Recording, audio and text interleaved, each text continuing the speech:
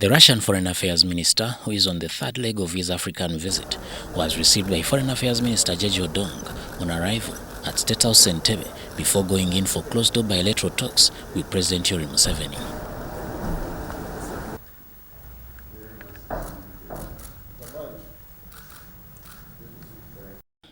Addressing journalists shortly after the meeting, President Museveni revealed that they held fruitful talks with his guest. Museveni, who spoke in detail about Russia and Africa's relations, thanked Russia for standing with Africa for the last 100 years, more especially during the anti-colonial movement. Whenever issues come up, and some people want us to take positions against Russia, we say, but you people, these people have been with us for the last 100 years. How can we be automatically against them? We have even forgiven our former enemies, the colonialists, the ones who had colonized us, the ones who had actually taken slaves from here and did bad things. We have forgiven them, and we are working with them. How can we be against somebody who has never harmed us and who instead helped us? He says this strong bond can't be easily shredded. We don't believe in being enemies of somebody's enemy. No, we want to make our own enemies, not fight other people's enemies. This is our doctrine. When there was the Cold War, one day they asked me a question. Are you pro-East or pro-West? I said, you must think I am an idiot. Why do you think my main job is to be pro-somebody? I am pro-myself.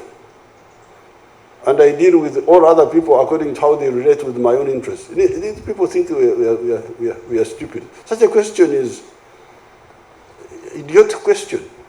It's not my job to be pro-East or pro-West. I am pro-myself. Museveni also revealed that Uganda is now looking at strengthening trade relations with Russia. But now we have added new areas. The Joint Permanent Commission is going to meet in October and go into the details of the areas we can cooperate in. Go to Russia through Western Europe, but we can now deal directly with you. And then we have also talked of cooperation or cooperating in space science. Uganda would like to have its own small satellite to see what is happening around the globe. Then nuclear energy. On his part, Lavrov, who is the first high-ranking Russian official to visit Uganda, highlighted the areas of cooperation Uganda has enjoyed with Russia over the years. A few hours with Mr. President having an intense and fruitful discussion. We have covered all the aspects of our cooperation in line with the agreements reached between the presidents of our states, and we have discussed the regional context, the settlement of African crises, as well as the international agenda. The Russian Foreign Affairs Minister, who was speaking through a translator, blamed the oppressive sanctions by the West when he was asked about the increasing global food prices. He added that Russia is ready to negotiate with Ukraine so as to find a lasting solution to this impasse. Ukrainian offered us to start the talks, and we accepted. There were a few rounds of those talks, and on the 29th of March in Istanbul, the Ukrainian side came up with the draft agreement, which we supported. But later on, there were no further answer from Ukrainians.